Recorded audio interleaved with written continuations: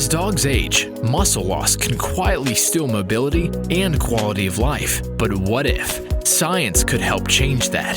Myos Muscle Formula with Fortitropin is an all-natural science-backed ingredient shown to help build and maintain muscle while reducing muscle breakdown with over a decade of research and real results. Because stronger muscles means more moments together. Myos, more time together. Canine Longevity is presented by Myos Pet, the leaders in pet muscle health.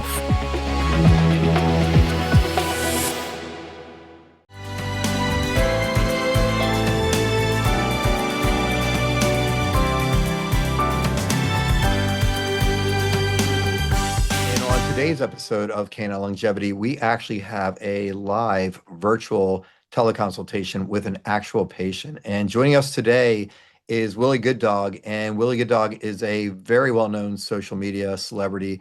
And with us is Willy's owner, Chris. Chris, thank you so much for joining us. Awesome. Thanks for having me. We really appreciate it. No, I really honored to be here. Excited to have you both on the series. I'm going to go ahead, if it's okay with you. I'm going to share a keynote that has, what I did was I embedded your radiographs and videos and all those things just would be easy to flip through. So I'm going to go ahead and share that with you if that's okay. This is what I classically do for all of our telemedicine consultations. So I'm just going to go ahead and hit share, and we'll bring this up. And let me know if you can see that. Yep. Oh, it's awesome. Perfect graphics. Awesome. Perfect. So once again, thank you guys so much for joining us. And, you know, when I'm going to do a telemedicine consultation, one of the most important things, and people don't really give enough credit to this, is history. You know, so what you saw that day, didn't see that day, what you were seeing leading up to that day of an injury, or some owners just notice, you know, slowly over time, I'm seeing we're slow to get up. Maybe we're having some challenge with the stairs. Maybe it was we opened the back door and we weren't running out after the squirrel. We came back in holding up a leg. Sometimes it's my canine buddy took out my other canine buddy, you know, and sometimes there's just legs that go in different directions at a dog park. And so, and then there's the dogs that do sports, you know, agility, and they go in the tunnel and they come out and they slip, petting the surfaces that they're on. If you can take us back now, so a little bit about, you know, the injury. You know, were you seeing anything even before that? Were we starting to slow down? Were there any signs of limping, kind of sitting odd? And then just kind of walk me through, if you would, what you saw. Yeah. So Will, again, we work out 6 to 7 days a week. He has to be, here he goes, going to sit down. It's like, he has to be, he has to work out with me. Like, he wants to work out no matter what in the morning. He's waiting for me when I wake up. We had to go on a 21-day road trip for my company. So we take Willie and Jax with us everywhere we go. And we went to Greenville, South Carolina. No different. We woke up in the morning and did our workout in Greenville. And then at night, before we went to bed, we take him out for a walk, take him out to the bathroom. But then I spotted this really cool bench and it obviously had to jump on it. From there, I ran down the hill like a professional athlete I am, and bam! My legs suddenly refused to touch the ground. I couldn't put it down, and my pawns immediately started panicking. And all of a sudden we saw him limping in that back right leg. Really weird. Nothing. I mean, other than he's 6, and you see sometimes and when he lays down at night, when he sits down, you can hear a little bit of like a groan. You can feel, you know, kind of a little bit. Yeah. Normal aging. I know I'm 55, and I feel kind of the same way sometimes at night before I go to bed. Okay, so let out a little bit of a yipe, or just started limping, or He started limping. He's not a vocal dog like that. I mean, he will do all kinds of crazy exercise with me that we usually do, and never says a word. So this was just all of a sudden we noticed when he got down, he was just limping on that right hind leg. Okay, and that's important. And what's crazy about this breed is the breed for all things sports. You know, I don't think there's a dog sport out there, from agility to dock diving to flying frisbee, you know, you name it, herding, that this breed doesn't do. And they're extremely stoic. And so when I have a breed such as this that all of a sudden shows something, it's usually real. You know, it's usually real, because most of the time they just say, you know what, I'm going 11 out of 10. They'll just go through the wall and keep going. So when you see something in this breed in particular, you definitely pay attention to it.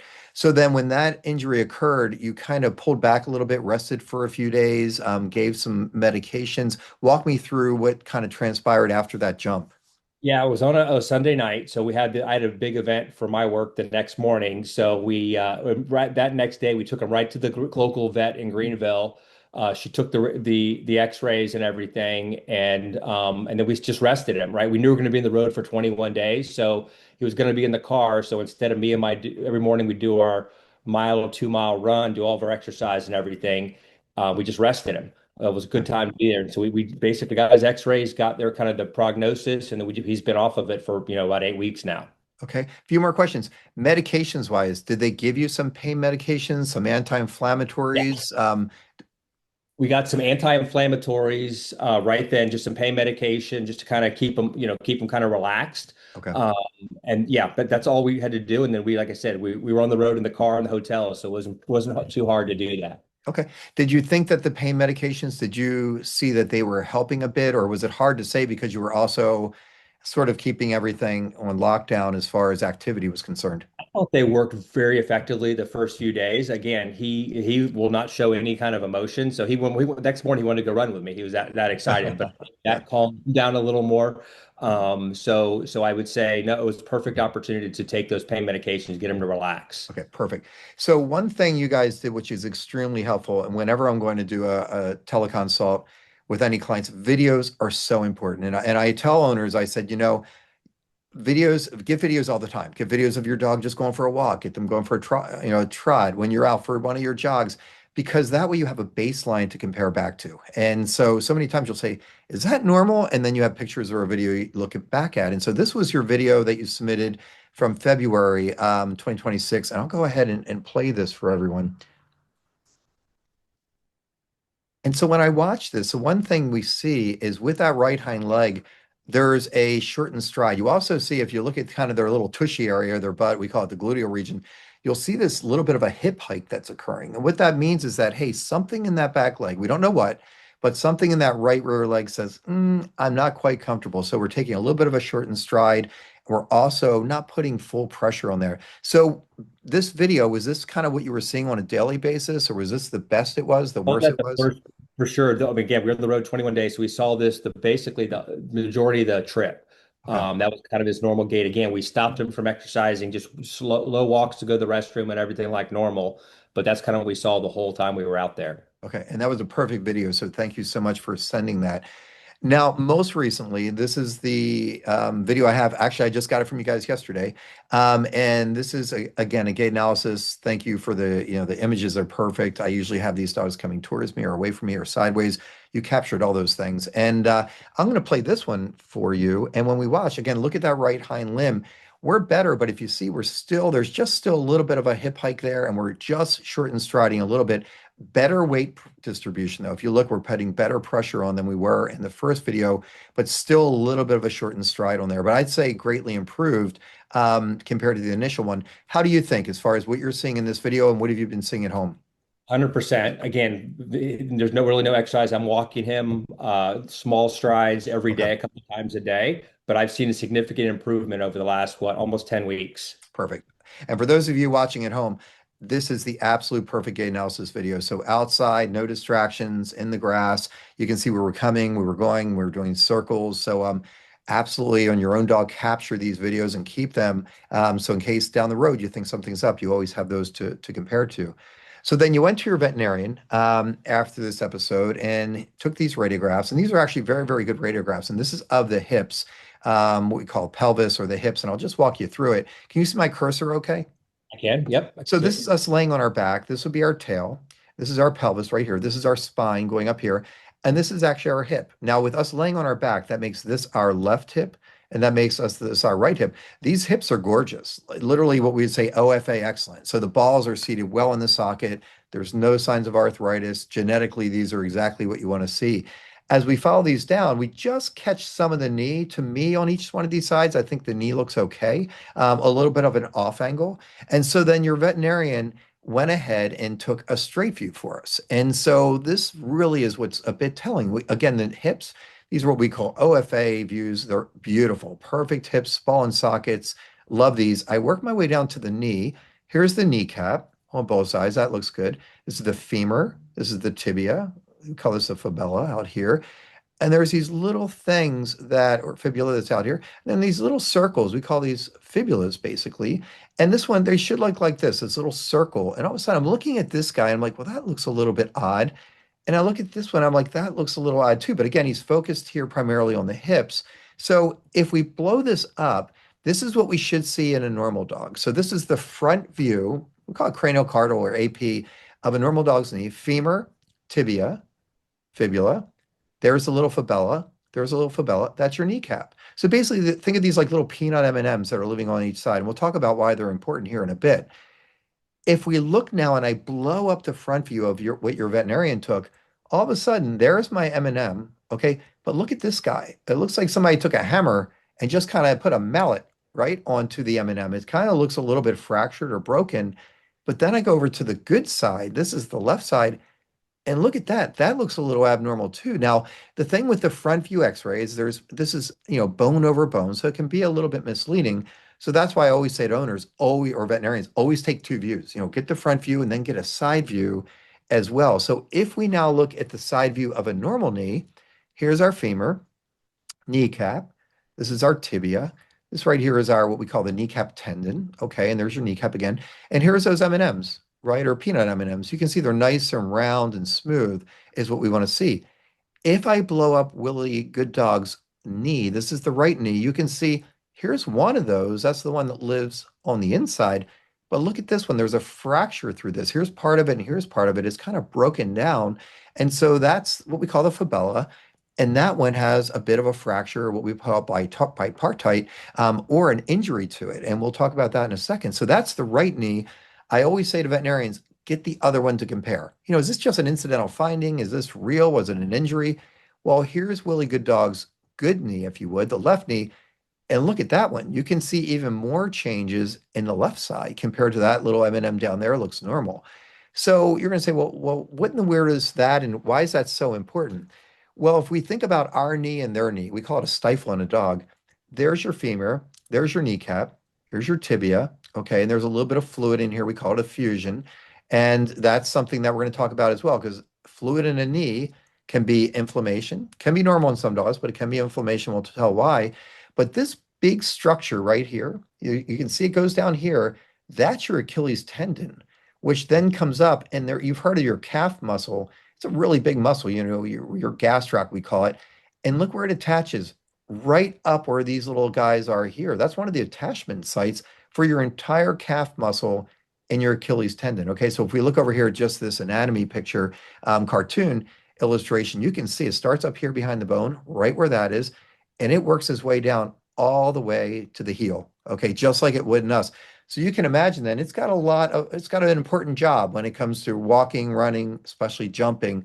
And, we talk about that. So those little guys, those little peanut M&Ms, we don't give them enough credit. And especially it makes sense then when we think about, oh, we jumped down off a park bench, what could have potentially happened? So these little bones behind the knee, they're normal. Sometimes they look irregular on an x-ray, and that can be normal. But when you see them in both sides and they're kind of broken apart, we say, is that trauma? Or is that something we were born with?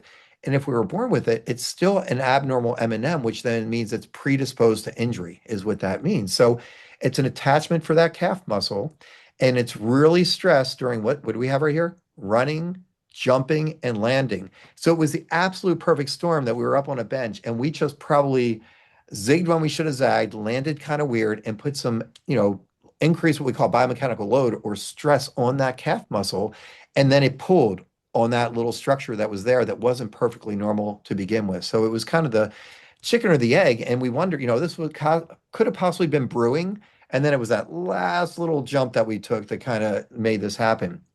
So in that area, you not only have the calf muscle, you have some other things, little ligaments and other structures that attach away there as well. So we don't give enough credit to that little teeny tiny M&M that lives behind our knee, but definitely that can make them very, very lame, uncomfortable.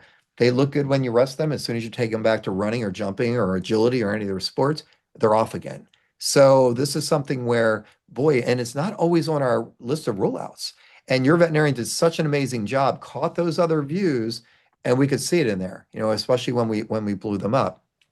So what in the world are our next steps? And I know this is something that seems totally, outer space to you and to many veterinarians as well. And again, he'll get a report and I'll be calling them about these findings. So we need to find out if that's a source or if it's the other issue, because I know your veterinarian was saying, oh, I'm worried a little bit about the ACL what we call a CCL in dogs, and maybe it was a sprained ACL or even a torn ACL.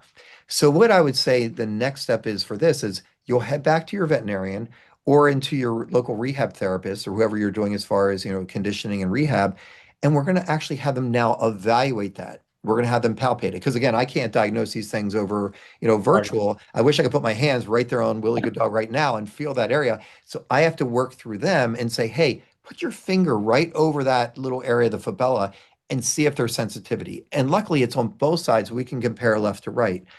If they say, yeah, you know what, there's some sensitivity back there, next step is I would do an ultrasound, just a simple ultrasound. We don't need a CT scan. We don't need an MRI. Ultrasounds are, that you can do those awake. You can pair left to right. You can put the leg through range of motion, way less expensive, no anesthesia. So I tend to reach for MSK ultrasound. Then if they say, yeah, you know what, there's some inflammation back there. There's definitely, some damage to where that calf muscle attaches to the bone. And we say, well, we're going to try to rehab it. So these are things like laser therapy or photobiomodulation, shockwave therapy, manual therapy, exercises you can do at home to try to get that inflammation down and make that more functional. And if your physio says, or your rehab therapist you're working with, or your veterinarian says, you know what, it's still sensitive, it's just not healing the way I'd like it to, then we would actually do an injection. And we would actually do an injection, what we call regenerative medicine. And that can be what's either called PRP or stem cells. And we'll talk about that a little bit as well. So does that make sense as far as the actual fibellar injury? I know that's really new to you, something that's new to a lot of veterinarians. We don't see it that often, but you do see it. Yeah, it's exactly. I was so surprised when you said that. I was worried about more of a bigger tear, but I think that, like I said, he's a working dog for the last 6 years. He's been, always working out with me, jumping up on things, and like I said, he's like a parkour dog. When I'm running, he's got to jump up on a bench and jump down, and got to kind of do that on a regular basis with me. So if you think about it, it was just that kind of a little bit of that perfect storm, straw that broke the camel's back. It was just that one jump. There was probably already a little inflammation there, and then we tweaked it, if that makes sense. So probably a mild, what we call strain at that location, but definitely stay on top of that with some physio and diagnostics down the road if we need it. So the other concern your veterinarian had initially from the report I had as well was what we call ACL injury or CCL injury in the dog. That is the most common injury in dogs worldwide. Worldwide, the most absolute common.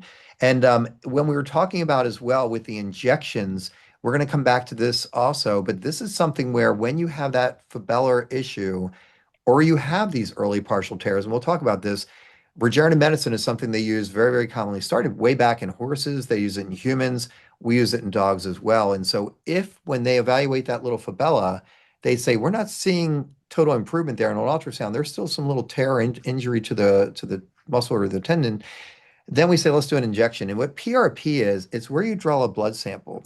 You spin it down a centrifuge and it pulls out platelets. And platelets are very, very potent as far as being anti-inflammatory. They actually bring in blood supply. They help with tissue healing, remodeling. So they can be very, very potent as far as trying to get these types of injuries to heal. Now, one step further, if we say, this tear is a little bit more and we just keep doing rehab and we can't get it to resolve, then you can actually go to what we call stem cells. And this is where you take some tissue from the dog, usually a little bit of fat sample or a little bone marrow sample. We usually use fat, just a little keyhole. And you get those stem cells and mix it with the PRP and you make a cocktail basically. And then you do the injection and then you have the best of both worlds. Now, when they do that injection, you can see here this image to the left. It's under ultrasound and you have to hit the bullseye, because if the injury is right here, which you can see, you got to make sure that needle gets there and you're getting the PRP and the stem cells right into that injection. So really, really important. Again, that's way overkill. We know that we have the fibellar issue. We send you off to do some, physical therapy or rehabilitation therapy, we call it in the vet space, and then some check-in there. And if down the road we don't see that it's improved, okay, we have injections available if we need it. Now back to this guy. ACL injury, you probably know somebody that's had an ACL. It's the most common injury also in people that do sports like football, skiing. You saw what happened in the Olympics not so long ago. And very, very common with dogs. Like I mentioned, billion-dollar industry. It's crazy. And that was back in 2003. So you can imagine now it's just such an incredibly common injury in these guys. And if we look at dog anatomy, I'm sure this is familiar for you as far as a human as well. Upper bone, femur, kneecap, tibia, Remember, those M&Ms lived right back here, so they had that important job we just talked about. Here's what we call the ACL in a person. That's your CCL in a dog. And don't forget, we don't give enough credit. There's one that goes the opposite direction called the PCL. This is one of those breeds because they can spin on a dime, they turn like a Ferrari. They can actually not uncommonly injure this ligament. Classically, house pets, companions, it's the ACL or CCL that injures, but a lot of these sporting dogs, because of the way they can turn and jump and spin and their athleticism, it's this one that they can injure. So a lot of components to it, what we call a stifle in a dog or a knee in a person. Now, when we think about it, we think of like, oh, we tore it. You and I were skiing, skis went this way, we went that way. Or Willy Good Dogs at the dog park got taken out by a big dog and that knee goes. And then there's our tear. But what we don't realize is we can just have little micro tears, like a sprain. We can have what we call a partial tear, or that catastrophic, East Coast, West Coast, completely teared, and that's your tore, and that's your grade 3. So there's all different variations. And your veterinarian was worried about this early tear, these partial tears, we call it. If they have a complete tear, unfortunately, that's where you're looking at full surgery, plates and screws and cutting the bone. And luckily for Willy Good Dog, that's not something we're looking at. When that happens, some people say, oh my Lord, are these dogs ever going to be the same? And the good news is with that, they can get back to sport. Now, we know Willy Good Dog doesn't have a complete tear. Your veterinarian already assessed that. But for those that have to go down that route or are watching this right now, if your dog has a complete tear and ever needs knee surgery, like a TPLO, they can get back to things all the way up to agility, which is really, really good to see. But this is where we are with Willy Good Dog. It's these challenging ones where we say, wait a minute, we have good days and bad days. Sometimes we were walking really well. When we sit, maybe we're sloppy sitting a little bit. Sometimes we're not sitting like a beautiful obedience dog. That leg just kind of kicks out. We look good on a hike or a run with you, and later that night we get up and we're kind of offloading or a little stiff. You're like, you were good yesterday. Why are you off today? So it'll drive you absolutely crazy. You go into your veterinarian's office and they feel the knee. They're like, there's a little discomfort there, but I don't feel that classic instability that we feel with an ACL or CCL injury, but there's some inflammation there. When they feel the front of the knee, they're like, yeah, there's some fluid on this knee. So this is one of those where you say, well, what do we do with this? So you rest them, you put them on some anti-inflammatories. They look awesome. And you go back to running with them again and you're like, ugh, here we go again. It's still not where it should be. So the first thing we do is exactly what your veterinarian did. You get those films, okay? And this is a different dog, but you can see there's all this gray that's up in here. This is fluid on the knee. That's what your veterinarian saw as well on Willy Good Dog. That's what we could see in the x-ray. So not only were these M&Ms okay in this dog, but there was fluid. For Willy Good Dog, we knew the M&Ms weren't happy, the fibella, and there was also fluid on that right knee as well. So one thing I want people to take away from this as well is if you have a dog that's stiff, gets up in the morning, kind of on again, off again, dog sits, one knee may be, uncomfortable or has some fluid on it or other joints, make sure we look at tick panels, tick titers. And, dogs like Willy Good Dog, they're traveling all over the country and other countries. And you may say, well, I'm in a state that doesn't have ticks. Well, it's hard to look at this chart and find a state in the United States that doesn't have a tick. They're kind of everywhere. So once a year, I recommend that every dog owner just get titers, just make sure they're negative, because that can cause them to have that little bit of inflammation or some discomfort, or even just, what we call stiffness in one joint. They're not febrile. They don't stop eating. They don't look sick. Sometimes they're just a little slow to get up, a little sore or stiff. And you could think that was just because you had a good workout yesterday. So absolutely run that. Now, your veterinarian was awesome, ran it, and it was negative. So you can put a big check in that box. So thank them very, very much for running that titer. The next thing, remember, we were talking about ultrasound. So not only can they do an ultrasound of the fibella, those little M&Ms, while they're there, they can look for me at the ACL or the CCL and see if there's some damage there. Okay, so this can actually show up on ultrasound very nicely. If we see that, yep, there is some inflammation still there, when they're rehabbing the fibella and the gastroc or calf muscle, guess what? It's just the front of the knee. I want them to also do that with the laser or the photobiomodulation into that area where the ACL would be as you do the exercises as well. Now, if this lameness continues, so Willy Good Dog is looking pretty good right now, and you're doing rehab, and if all of a sudden you're like, man, this just keeps coming back. We're going for our runs again. Willy Good Dog's working out with me again, and seems like we're just off in that leg. Then we would actually step it up and say, let's go scuba diving and really get a better look at this ligament and what's going on. And these are teeny tiny little needle scopes about the size of like a needle that we would use, 1.9 millimeters. And let's go scuba diving. So this is a dog, it's a sporting dog. And I'm going to play this video. And what you're going to be looking at in a second, this shiny area right here is healthy ACL or CCL. And all this fluffy stuff here, this is a partial tear. This is a dog that can run, jump, do agility, but periodically just looks off, rests, non-steroidals, looks great, and then is off again. So if we play this video, what you're going to see is as I'm just gently palpating this, here's all the area that's torn. There's some inflammation right there. The majority of this structure is intact. So this is those early partial stable tears, what your vet was worried about, an early partial tear, basically. So very, very common. So the question is for these dogs, you've tried rest and non-steroidals, you've tried rehabilitation therapy. If it keeps coming back, the question is, can we use regenerative medicine, just like we talked about for the fibula? So once again, can we take our PRPs, get that blood sample, spin it down? Can we get our stem cells, that fat sample, which has the ability to help tissues? Basically, the way I look at stem cells is they're a conductor of the orchestra. Hey, I need some blood supply. I need this tissue to turn on. The resident stem cells that are in there start to heal these tissues. So it's really conducting the orchestra, making these tissues heal. And the PRP is sort of the ability for it to upregulate and help the stem cells work. So we wanted to see years ago, could this be something beneficial for dogs? We had known that they've been doing this in humans. We saw the animal models. We knew that there were some publications in dogs, and we kept seeing these dogs that were coming in with exactly what Willy Good Dog had, this knee that just kept bothering them. And these were dogs coming from all around the country, everywhere from Oregon to Washington State to California, Texas, and many of them were agility.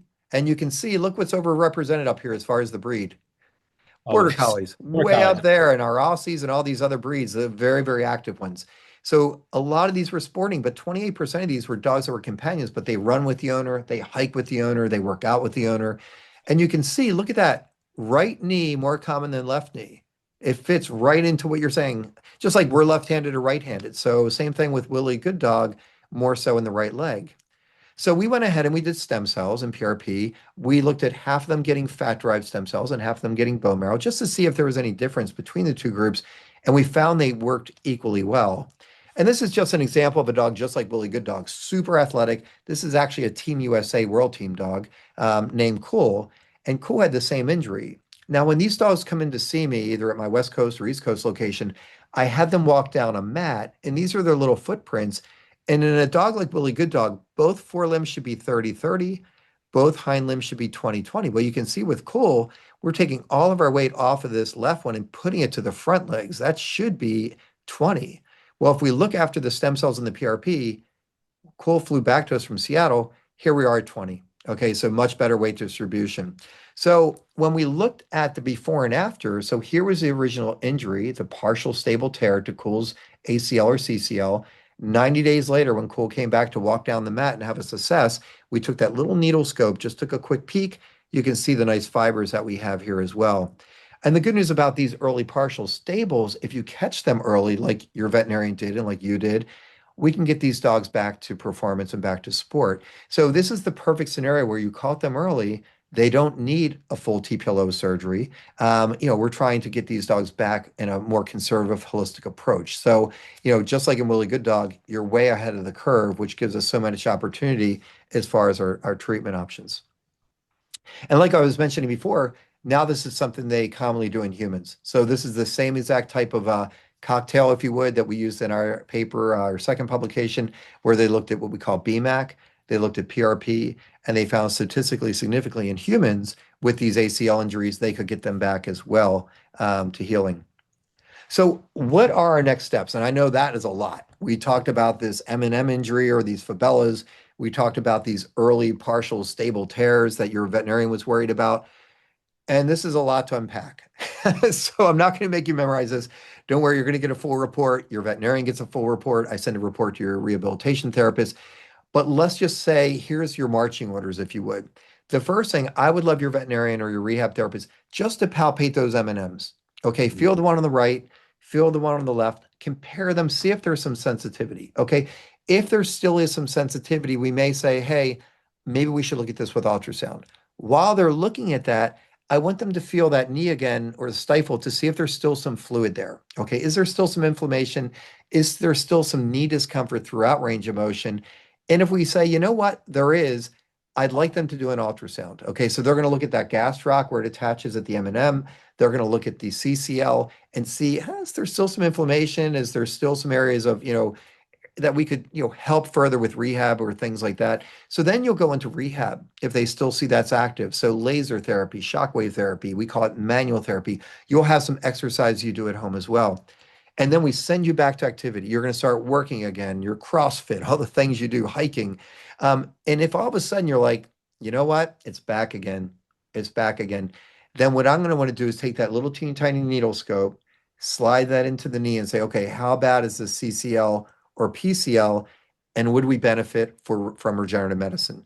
And if we would, get our little fat sample for the stem cells, get our blood sample for the PRP, and then if we're injecting the knee, we'd also inject that area up around the calf muscle where that fibella is to help that with healing as well. So I know that's a lot of stuff, and you'll get a report, but this is something where it's the chicken or the egg. And you did an amazing job. Your veterinarian did an amazing job with the workup, and now we have a plan. Okay, so I think at the end of the day, the important thing to take away is this is going to be a lifelong thing, right? We were most likely born with this since we have this little guy here and the same thing over here. It'd be odd to injure both of these at the exact same location. So this is going to be important from a standpoint of warm-ups, cool downs, just like you do. When you work out, what do? You do your active warm-ups, you do your exercise, you do your passive stretching afterwards as part of your cool down routine. Same thing I'm going to be having you do with Willy Good Dog, just to keep that calf muscle, what we call the gastroc, and the CCL healthy and happy and functional without it, because this is going to be a long-term maintenance that you guys are going to be doing together. This is Dr. Sherman Canapp here with Canine Longevity. And at the end of the day, I think one of the most important things we learned from this virtual consultation is that it's all about an appropriate diagnosis and a team approach, because just like Willy Good Dog, it's about getting back and having orthopedic wellness and sport and performance longevity. Chris, I can't thank you enough for taking the time. And Willy Good Dog, it's been a pleasure. Keep me posted. Sounds great, Dr. Canapp. Thank you very much. Thank you. Have a good day. Thank you so much for joining us.